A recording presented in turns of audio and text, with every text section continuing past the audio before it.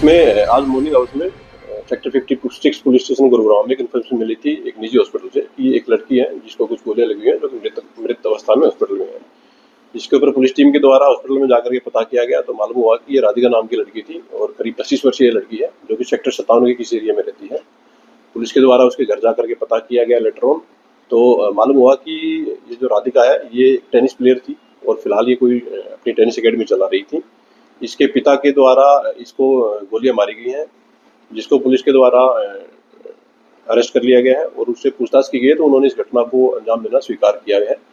फिलहाल जो इन्वेस्टिगेशन हुई है उसमें पुलिस को मालूम हुआ है कि जो मृतकता है उसको 3 गोलियां कुल मिलाकर के लगी हुई हैं और एक्यूज के ब्रदर के द्वारा पुलिस की कंप्लेंट फाइल की गई है और उसके द्वारा ये एलिगेशन लगाए गए हैं कि उनको शक है कि उसके द्वारा गोली मारी गई है। एक्यूज दीपक जो है उसकी उम्र करीब 49 ईयर्स है। उसके द्वारा घटना को अंजाम देना स्वीकार किया गया है और पुलिस के द्वारा उसको अरेस्ट कर लिया गया है। स्पॉट पर पुलिस की सीन ऑफ क्राइम की टीम के द्वारा विजिट किया गया है।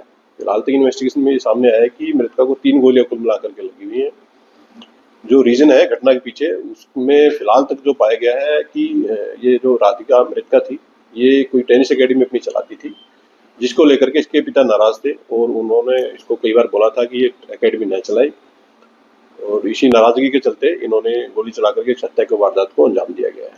किस लेवल की टेनिस प्लेयर थे और कब से ये एकेडमी चला रही थी? जो मृतका है वो एक नेशनल लेवल की प्लेयर थी और पिछले काफी समय से ये अपनी टेनिस अकेडमी चला रही थी।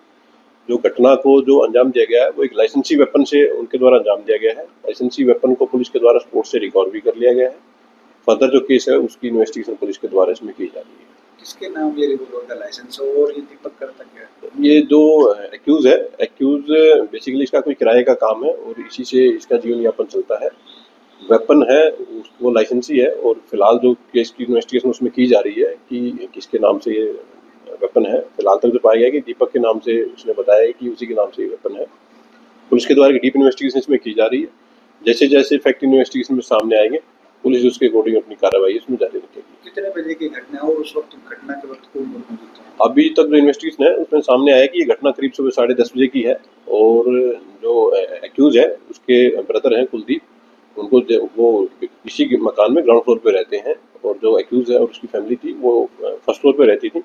सुबह 10:30 के आसपास उनको कुछ आवाज़ सुनाई दी थी, तो जैसे ही उन्होंने ऊपर जाकर के देखा तो उन्होंने पाया गया कि जो मृतका थी वहाँ पड़ी हुई थी गोली लगने से।